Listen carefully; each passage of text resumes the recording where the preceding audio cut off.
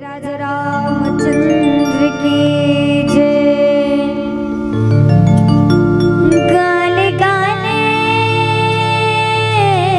गाले गाले गाले गाले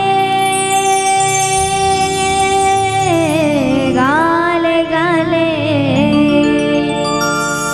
गाले गाले रे हर के नहीं ते उम्र तोर बीत जाहे।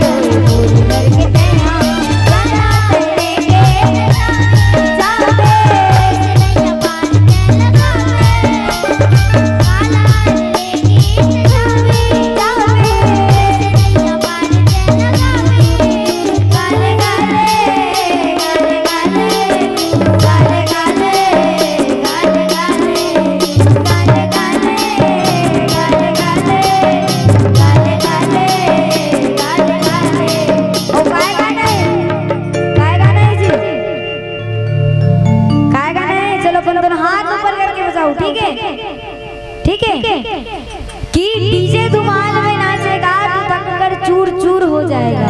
कि डीजे धुमाल में नाचेगा तो थक कर चूर चूर हो जाएगा, लेकिन श्री राम जी की भक्ति में नाचेगा तो सारी तकलीफ दूर हो जाएगा।